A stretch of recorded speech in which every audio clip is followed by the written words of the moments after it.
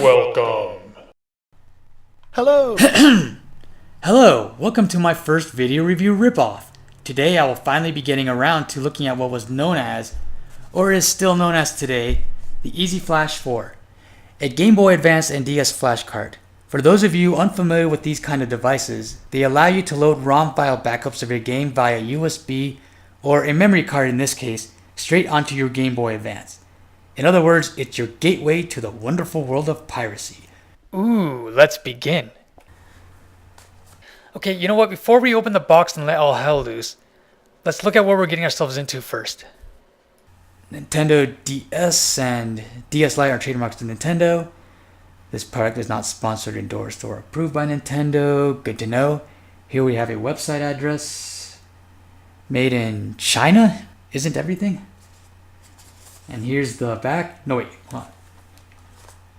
This is the back. This is the front.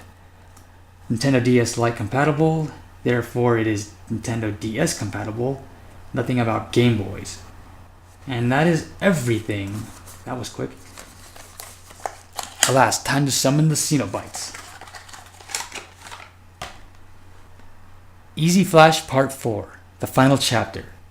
For GBA, GBA SP, NDS, and No Love for the Light. It looks to be this part was blacked out. Perhaps this field was for the DSi or something, we'll never know. What we have here is a semi-transparent casing, one screw, and possibly glue holding everything together. And it's the same size as a GBA cartridge. Nearly identical. And because I'm an arrogant a-hole and like to show off my collection, here it is compared to a Game Boy Color cartridge. Do you have this one? Enough of that. You may have noticed the slot here for the mini SD cards. Apparently this device accepts only standard capacity SD cards, not HC, XC, or the like.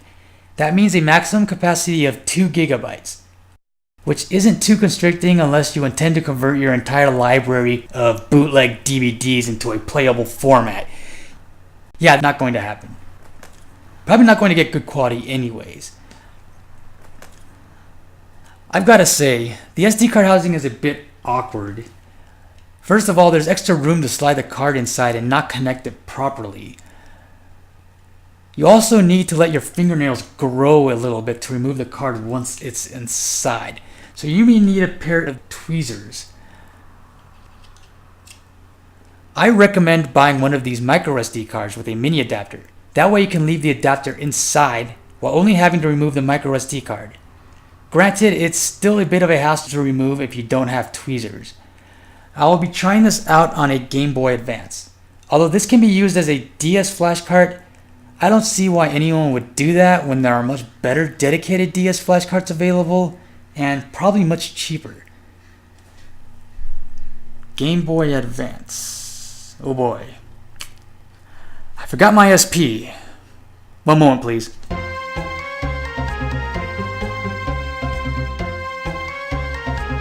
Okay, I'm back. Sorry that took so long. I'm not the young Padawan I used to be. Anyway, here's an SP, and here's the moment we all anticipated.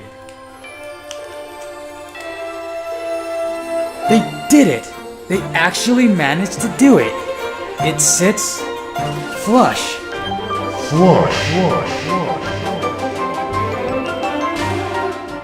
From here, it looks less conspicuous as a flash card.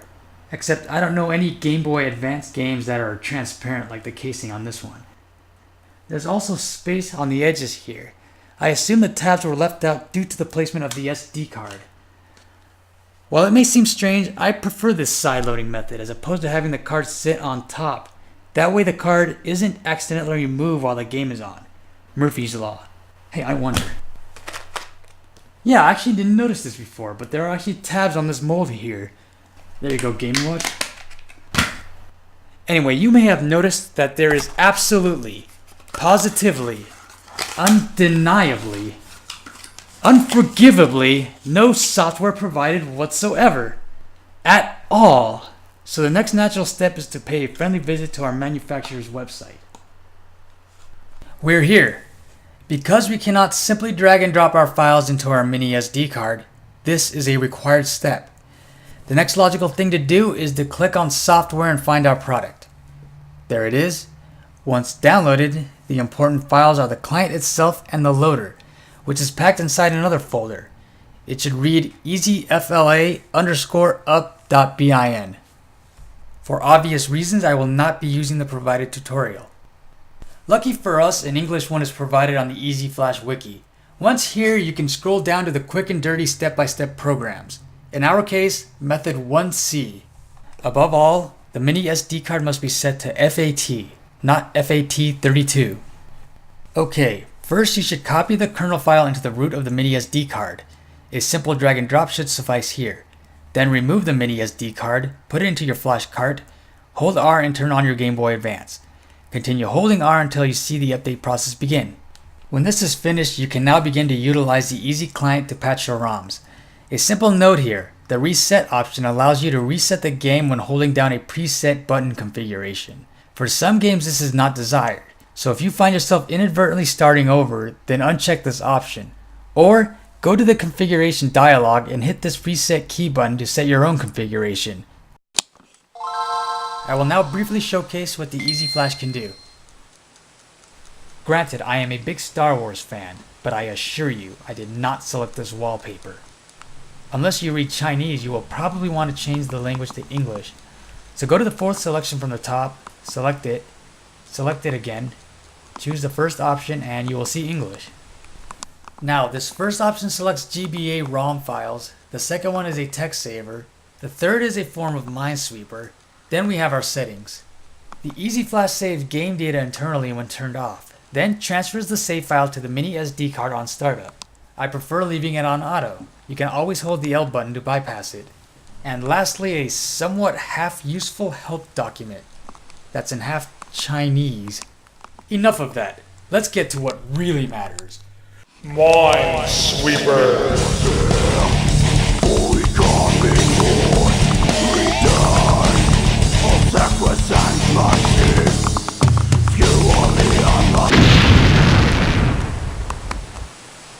Okay, just kidding. We'll look at how it plays actual games. Now onto the ROMs. Behold, welcome to my public domain library. Too often I see commercial games being showcased on reviews like this, so why not be different and pay tribute to the independent developers? And this is also a great way for me to dodge any legal issues. From here you select a game and it will load into the EasyFlash's memory. Loading times depend on the size of the ROM file. For exceptionally large games, like Mother 3 or this El Hazard port, you will have to hold select to load it to NOR memory, or NOR memory, however you say that. This takes about a few minutes depending on how large the file size is. Prepare to fight. Let's go. Most games play flawlessly. The only issues I've ever had dealt with save files either having been set at the wrong file size or being corrupt in the first place. Only a few public domain ROMs aren't compatible for whatever reason, and that doesn't include anything that is shown here. But I haven't run into a commercial title that hasn't worked yet.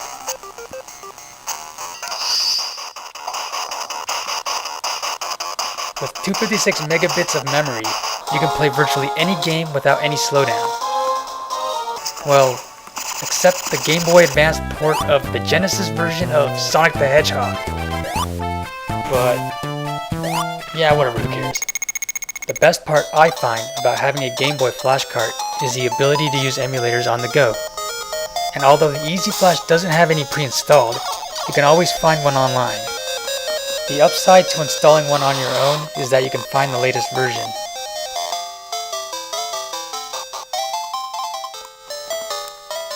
You can even use your Game Boy Advance as a music player, to some extent. So there you have it. At roughly $25, the EasyFlash 4 is an economic and efficient flash cart for you if you still use a Game Boy Advance, an SP, or Micro. And since I don't have a DS and don't care to try this out on one anyway, I'll leave it at that. As a final note though, I won't recommend giving this as a gift to someone unless you pre-install the software yourself, which entails purchasing a mini SD card as well.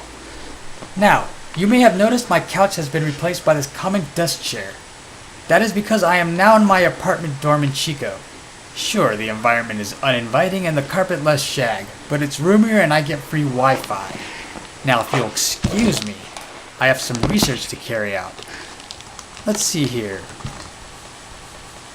Ooh, pink hair. Slave Leia. She's cute. What's this? A man? My eyes!